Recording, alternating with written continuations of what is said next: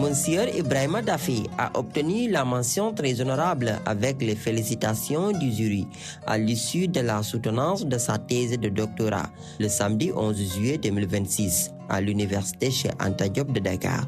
Désormais docteur en pharmacie, Dr Ibrahima Daffé a soutenu publiquement une thèse intitulée « Études des attentes et perspectives des pharmaciens assistants vis-à-vis de l'activité officinale ». La présente étude, conduite auprès de 120 pharmaciens assistants en officine au Sénégal et dans la sous-région, avait pour objectif d'analyser les conditions d'exercice de cette catégorie professionnelle, avec un accent particulier sur la structure de rémunération. L'analyse statistique conduite sur les données de 102 répondants valides, déjà diplômés et exerçant au Sénégal, à travers des tableaux de distribution statistique complets et le calcul systématique des paramètres de tendance centrale et de dispersion, a permis de dégager un ensemble de résultats convergents et d'une cohérence interne solide. Sur le plan des rémunérations, la médiane salariale nationale, 236 000 francs par mois, révèle une dévalorisation structurelle du pharmacien assistant.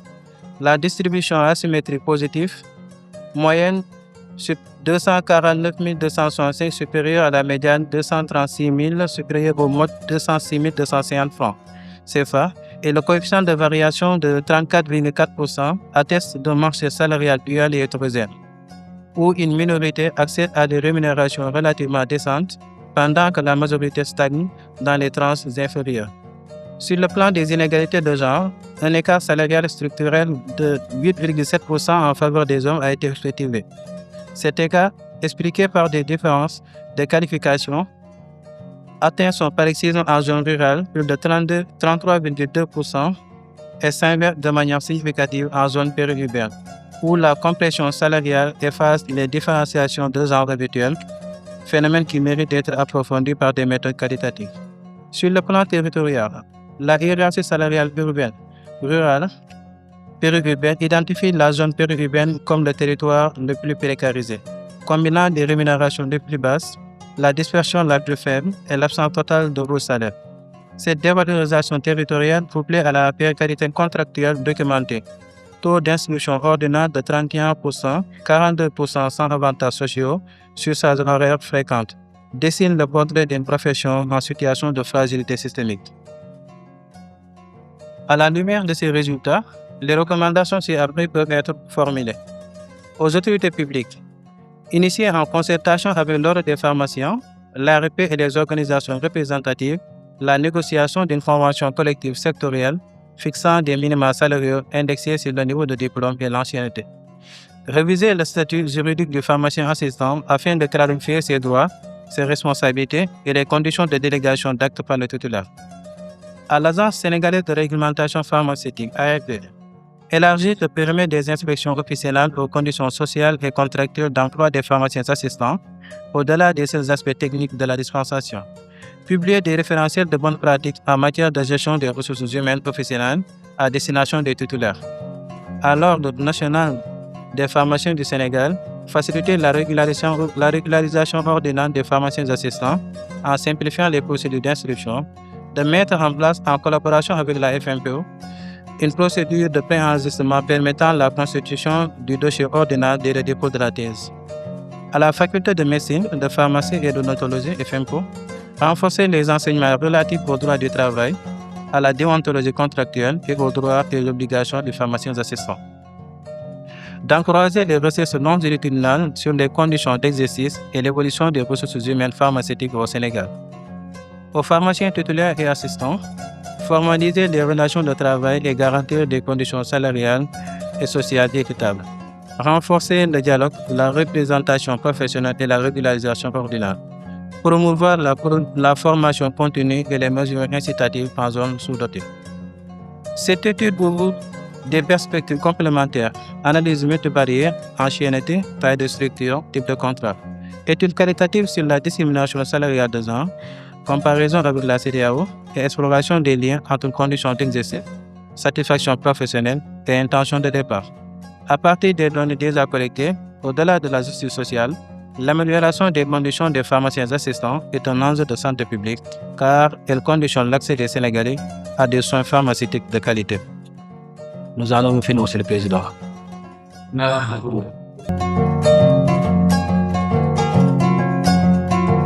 Félicitations pour ce travail que vous avez eu à faire. En tout cas, moi, j'ai parcouru le document de manière un peu soutenue, mais ce à quoi je m'attendais, c'était l'exploitation des données.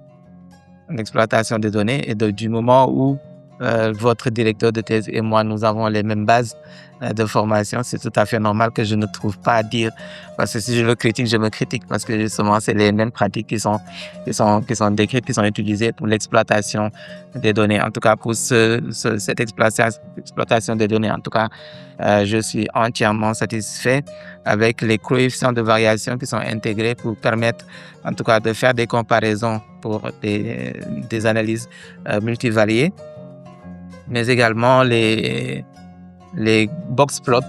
C'est pas très courant, les box plots, mais vous avez vu que votre directeur de thèse a introduit cette notion de box plot, renforcer justement ces paramètres qui permettent de comparer des variables. En tout cas, félicitations pour votre document. C'est un document qui a été bien présenté, un document qui a été, en tout cas, un sujet qui est pertinent, très pertinent, un document qui a été bien présenté, mais également des données qui ont été bien exploitées. Et je pense que ce document mérite d'être, en tout cas, ce travail mérite d'être poursuivi pour des analyses complémentaires. Et après, par la suite, justement, essayer de voir dans quelle mesure est-ce que vous pourrez écrire un article. C'est important. Et cet article-là, ça pourra être mis à la disposition des populations, des autorités, notamment l'inspection du travail et l'ARP, mais également l'ordre des pharmaciens. Je doute fort au niveau de l'ordre pharmacien. Là, vous n'allez pas trouver gain de cause parce qu'au niveau de l'ordre, il n'y a que des pharmaciens d'officine. Ça ne les arrangera pas. La loi ne passera pas au niveau de l'ordre. Mais au niveau des autorités, notamment au ministère, et au niveau de l'inspection du travail, je pense que ce document étant mis à la disposition de ces derniers, je pense que ça leur permettra de prendre des décisions relativement à ce secteur spécifique, particulier, et le secteur de la pharmacie. En tout cas, félicitations à vous, Ibrahima, félicitations à votre directeur de thèse, professeur Papa Madi. Mais surtout, félicitations au docteur Moussa Diop qui a eu l'idée. C'est l'initiateur, donc, docteur Moussa, en tout cas, il nous donne des thématiques très intéressantes qui, en tout cas, lui, il est plus social, hein, docteur Moussa Diop. Pendant qu'il est enseignant-chercheur, hein, normalement, quand on est enseignant-chercheur, on est à l'aise, hein, on rend grâce à Dieu, on a un salaire qui nous permet de vivre. Et que donc, si de ce quoi maintenant on s'intéresse à ces jeunes, c'est parce que tout simplement, on est tout simplement généreux. Et c'est le cas du docteur Moussa Diop, que nous félicitons et pour qui nous prions. Pour que d'ici, à cette époque-là, l'année prochaine, qu'il soit en train de siéger à nos côtés. J'imagine docteur Moussa Diop quand il sera professeur agrégé. J'imagine que là, ce sera vraiment tous les jours une thèse parce que tout simplement, la personne est généreuse. Félicitations au docteur Fallou Diouf également. C'est des jeunes collègues qui sont là, qui nous aident en tout cas dans l'encadrement des thésards. Et en tout cas, nous les remercions et nous leur disons que nous avons besoin d'eux et que s'ils peuvent vraiment participer à l'encadrement des étudiants, nous sommes copreneurs et c'est tout à fait à leur honneur. Et c'est dans ce sens-là que nous félicitons le docteur Fallou Diouf.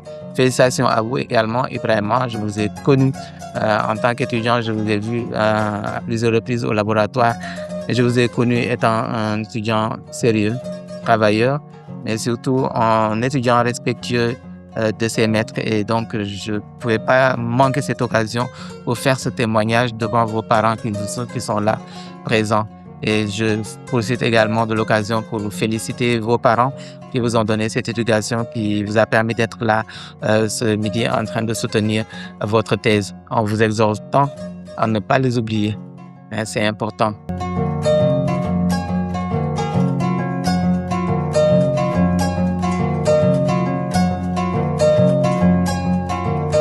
Par rapport à la thèse M. Ibrahima Daffé, bon, moi, je suis là en tant que partie, pas en tant que juge, même si je fais partie des membres du jury, mais je suis partie. Donc, j'ai participé à la correction de ce document. Donc, étant donné que la perfection n'est pas de ce monde, ça veut dire donc que c'est un document à parfaire.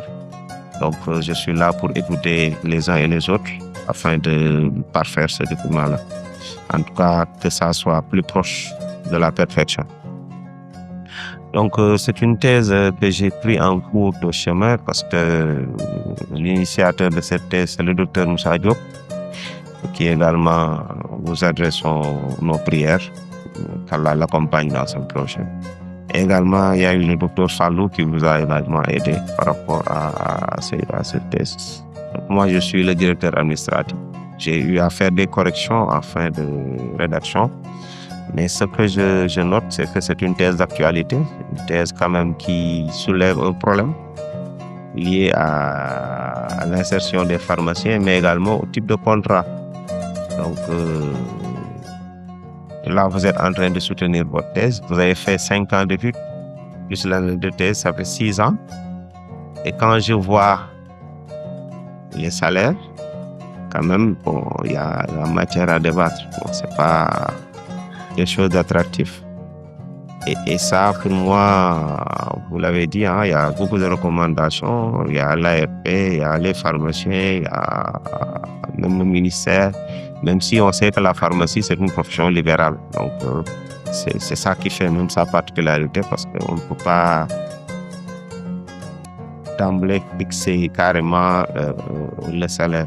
Mais néanmoins, on peut voir avec les pharmaciens d'officine comment faire avec les conventions collectives qui permettront d'améliorer un peu les conditions d'exercice de ces pharmaciens.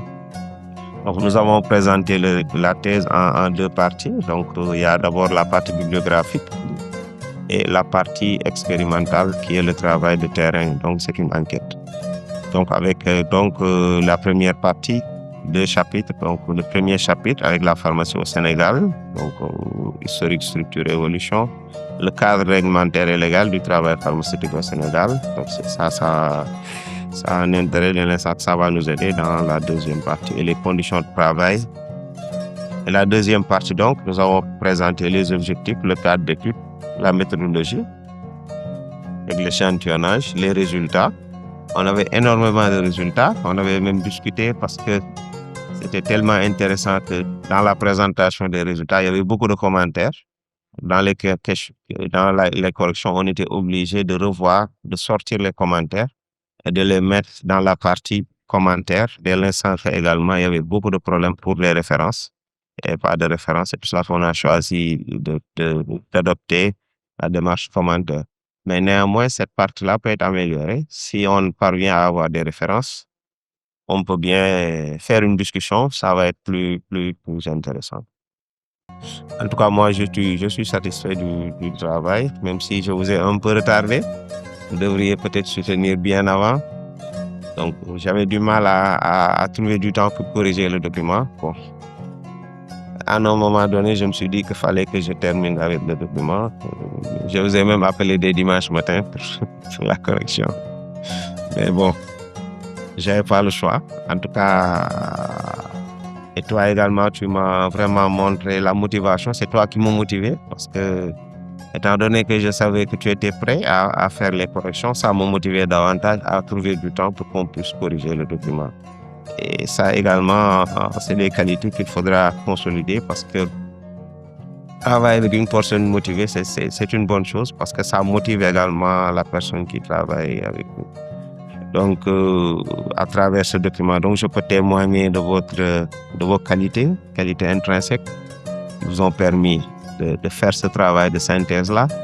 Donc, je vous exhorte à continuer dans cette lancée.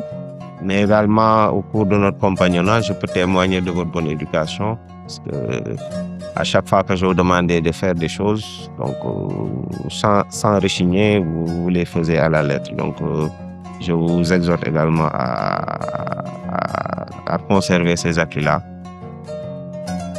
Si vous avez cette bonne éducation, c'est les parents qui vous ont permis d'être là, tout fait pour que vous puissiez être là en train de défendre un travail de thèse. Je les associe à ces félicitations ainsi que vos proches qui sont venus vous soutenir. Donc, je l'ai dit tantôt, je félicite donc également le docteur Moussa Diop et le docteur Fallou Diouf qui ont eu à vraiment faire le travail de fond. Je vais finir mon propos en vous souhaitant une bonne carrière professionnelle et une vie familiale heureuse et bien remplie. J'en ai fini, monsieur le Président.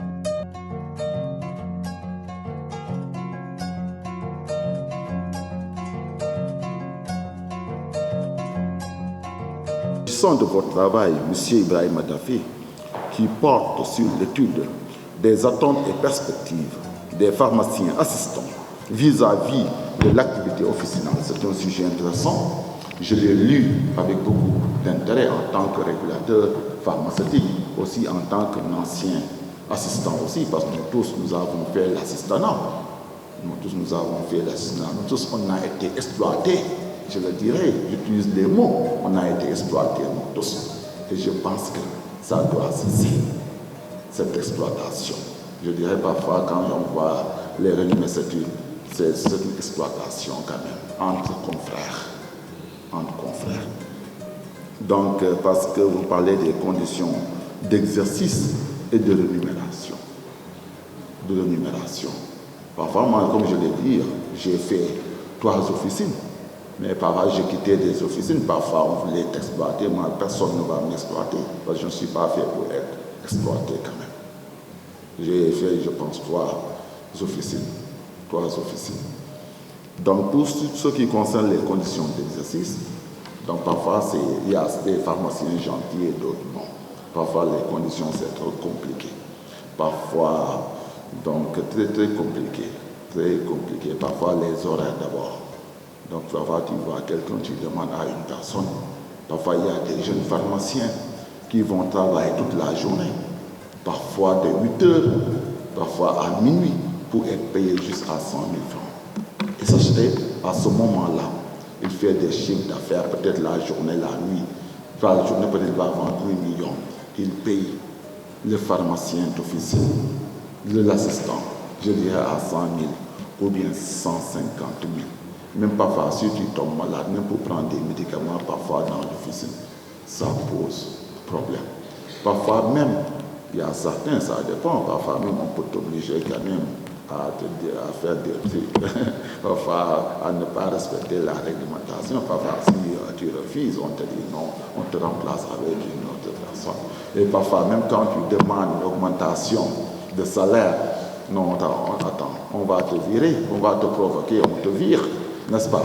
Et qu'est-ce qu'ils vont faire? Au lieu de prendre un pharmacien qui a soutenu, ils vont aller prendre un étudiant de 5e année de pharmacie. Au lieu de lui payer peut-être 200, 300 000, ils vont lui donner 75 000 ensuite. Vous voyez, quand il va soutenir, lui aussi va dire augmentation de salaire. Il a déjà étudié 2 ans, il va prendre encore une autre personne. C'est comme ça le système, il faut qu'on le dise. Je pense qu'il est temps que ça change. Donc il y a l'association, il y a l'UGP, Union des jeunes pharmaciens du Sénégal, qui doit travailler. Parce que moi, je ne peux pas concevoir un pharmacien qui a fait Bac plus 6, n'est-ce pas, qui est payé, je pense, à 200 000 ou bien à 150 000 francs. Parce qu'on sait que 150 000 francs, on ne peut même pas prendre une chambre à Dakar, n'est-ce pas? On a une famille à nourrir. Et à ce temps-là, le titulaire fait de grosses chiffres d'affaires, n'est-ce pas, vend des millions. Parfois même, il y a quelqu'un qui me racontait, c'était un vendeur, une anecdote.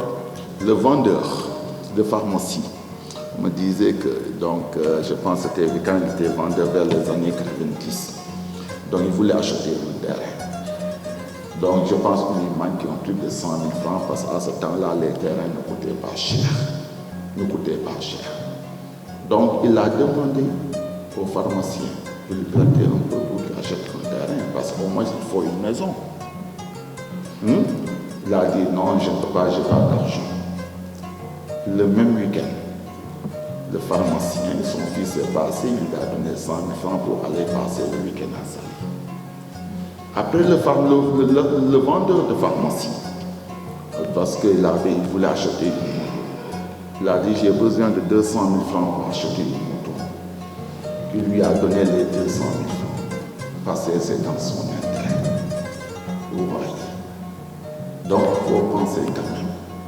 Donc, à l'intérêt, pas à l'intérêt personnel, mais à l'intérêt des assistants.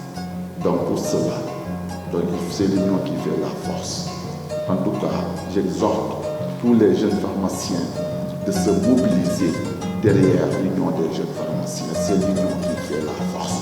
Sans vous, les pharmaciens là ne peuvent pas aller parce qu'ils n'ont pas d'assistants. imposer des salaires de 200 000 quand même, là où on sort. Même les enseignants, au primaire maintenant, ils ont même 2 fois pas plus que vous. Et ils ont fait quoi? Je dirais juste un pharmacien bac plus 6, incapable d'avoir 150 000. Donc, on doit se battre. Donc, il faut se battre quand même, n'est-ce pas? Donc, il faut se battre. Donc, même au niveau de l'ARP, donc, il y avait les conditions d'ouverture, mais maintenant, on a essayé, depuis l'année dernière, donc on a essayé de modifier beaucoup de choses pour donner la chance aux jeunes pharmaciens d'ouvrir des officines. Parce qu'autant, donc l'âge, on disait le plus ancien, mais on a plafonné maximum 10 ans. 10 ans, parce qu'il y a des critères. Quelqu'un qui n'est pas dans l'officine, à l'officine, dans les pharmacies quand même, donc va perdre des points. Donc il faut être d'abord assistant, travailler dans les officines. L'âge est plafonné maximum 10 ans pour permettre aux jeunes d'ouvrir. Parce qu'autant, vous pouvez voir quelqu'un, par exemple, je peux prendre mon exemple, ou bien quelqu'un qui est dans les ONG, un pharmacien qui est dans les ONG, au niveau des Nations Unies ailleurs, il a fait carrière. Pendant 60 ans, il était dans les ONG. Après la retraite, qu'est-ce qu'il va faire? Il vient, il dépose. S'il dépose, qu'est-ce qu'il va gagner? Mais ce gars-là ne connaît rien maintenant de la pharmacie. Imaginez, c'est 30 ans sans exercer, mais il va prendre un jeune pharmacien qui va faire tout le travail. Et derrière, il va encaisser. On s'est dit non, on va changer les règles pour vous dire l'ARP aussi est là pour vous soutenir. Et tout récemment aussi, il y a l'État du Sénégal, le DER aussi, donc qui accompagne aussi les jeunes pharmaciens à ouvrir des officines. Parce que chaque année il y a 50, 60, mais la plupart des établissements en zone rurale, mais quand même pour la mise en place, ça demande de l'argent. Il faut construire tout ça, vous voyez. Donc il y a DER qui a accompagné, je pense tout récemment, 20.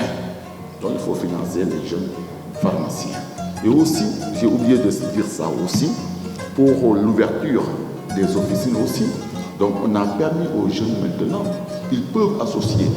Parce qu'imaginez par exemple qu'il y a un jeune pharmacien, quand il vient de sortir, quand tu déposes, tu n'auras pas beaucoup de chances pour gagner un site. On s'est dit, 2 jeunes pharmaciens quand même pourront s'associer. Vous voyez, pour multiplier, on l'a vu, et ils ont gagné, des jeunes pharmaciens qui ont gagné des sites à Dakar. Donc il faut utiliser ça. Sachant qu'avec les grands là, si vous n'allez rien gagner, il faut jouer le malin associé. Donc vous aurez plus de points, vous allez gagner des sites. C'est comme ça qu'il faut faire. Donc j'ai lu la thèse, donc j'ai eu à relever quelques remarques. Quand même, il y a quelques remarques, il y a de forme et également de fond, mais je ne vais pas m'attarder sur les remarques de forme, mais je vais vous donner le manuscrit.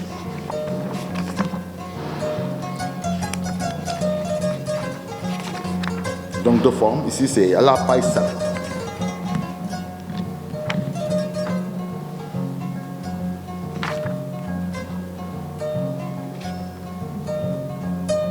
À la page 7. Donc en matière de structuration, donc vous avez mis agence de réglementation pharmaceutique, c'est agence sénégalaise de réglementation pharmaceutique. D'abord, agence sénégalaise de réglementation pharmaceutique. Donc, et ensuite le ministère de la Santé. Il faut mettre le ministère de la Santé d'abord, parce que c'est notre tutelle dans la hiérarchie. Donc il faut mettre le ministère de la Santé. Donc vous avez parlé, l'ARP a été créée en 2022. Il y a l'historique. Il y avait d'abord la DPM, la direction de la pharmacie et du médicament. D'abord, laboratoire, pharmacie, inspection, ça a changé. Même avant l'indépendance, c'était un petit bureau au ministère, l'inspection pharmaceutique. Ça a changé, direction de la pharmacie en 1975. Vous voyez, il y avait direction de la pharmacie et du laboratoire, je pense vers les 2003, on a séparé maintenant. La direction des laboratoires faisait partie de la direction de la pharmacie. Revenir un peu sur l'historique. Il y avait à côté le laboratoire national de contrôle des médicaments, qui est devenu la direction des UCQ, donc qui est à face de l'hôpital de Dantec, qui dépend de la direction générale de la santé. Donc c'est la fusion de ces deux institutions, la direction de la pharmacie et du laboratoire national de contrôle des médicaments qui a donné naissance à l'ARP. J'ai vu que vous avez parlé de quelques missions, les missions cruciales. Donc l'homologation, quand on parle élargissement, contrôle, qualité, surveillance et 4 fonctions réglementaires. Il y a d'autres missions qui sont au nombre de 9 fonctions réglementaires. Si c'est possible, après, peut-être Madi va vous donner ça, vous allez les citer. Donc vous avez parlé du NM3, mais mais il fallait fusionner, il fallait être une agence quand même. Parce que l'histoire, c'est ça. On a toujours, parce qu'on a été le dernier pays à être une autorité, une agence de réglementation pharmaceutique, la Côte d'Ivoire pendant longtemps, Burkina.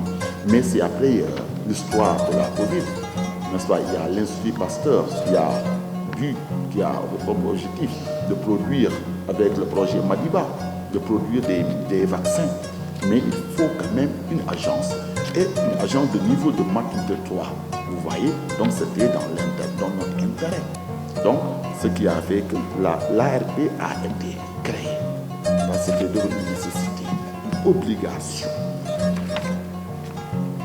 Donc, j'ai vu aussi, quand vous avez parlé de la CNPNA, j'ai vu à l'intérieur, vous avez parlé du plan de relance de l'industrie pharmaceutique.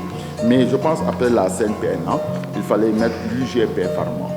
Parce qu'il n'y a plus de delivery unit. Il y a delivery unit qui est devenu UGP Pharma. Parce qu'au niveau du ministère de la Santé, il y a delivery unit DU qui s'occupe de tout. Mais maintenant, il y a UGP Pharma, une unité de coordination et de gestion des projets pharmaceutiques, tout ce qui relance de l'industrie pharmaceutique.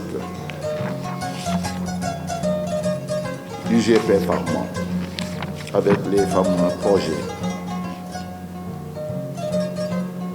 Donc, à la page 27.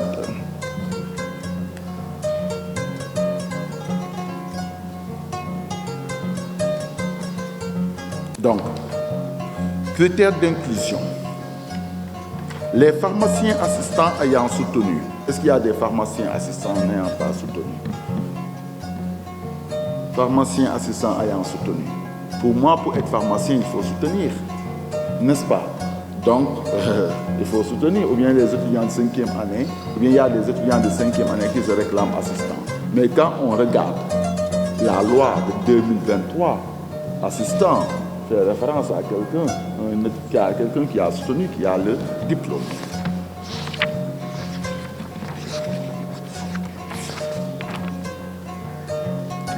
À la page 31.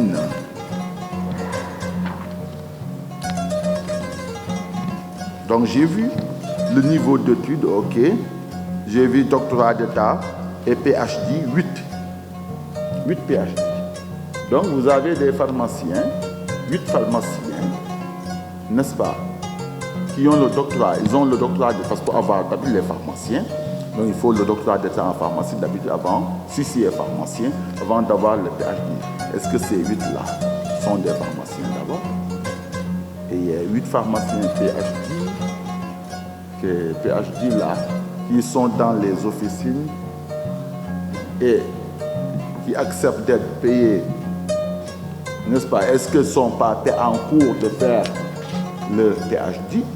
Est-ce qu'ils ont carrément le PhD ou bien sont en cours? PhD en cours. Donc j'ai vu à la page 32 la répartition selon le pays d'exercice. Donc, comment il fallait se limiter? Juste, vous avez vu Gabon, Côte d'Ivoire, tout ça. Ça serait plus intéressant quand même de se limiter juste. J'ai vu que vous avez ces pays d'exercice, peut-être là-bas, c'est bon pour la comparaison avec les autres pays, mais pour le Sénégal, il fallait peut-être détailler selon les régions. Selon les régions.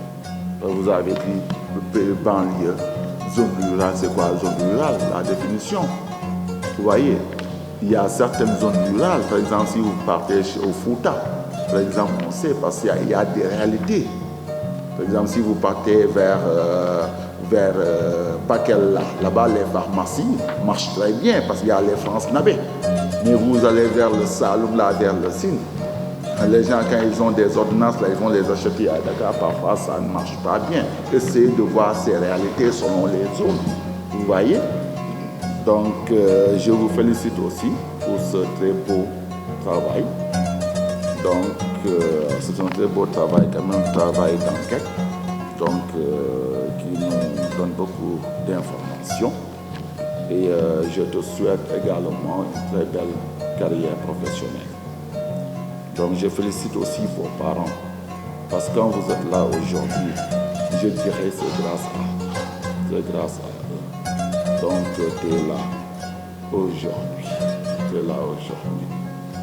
Monsieur le Président, nous avons terminé.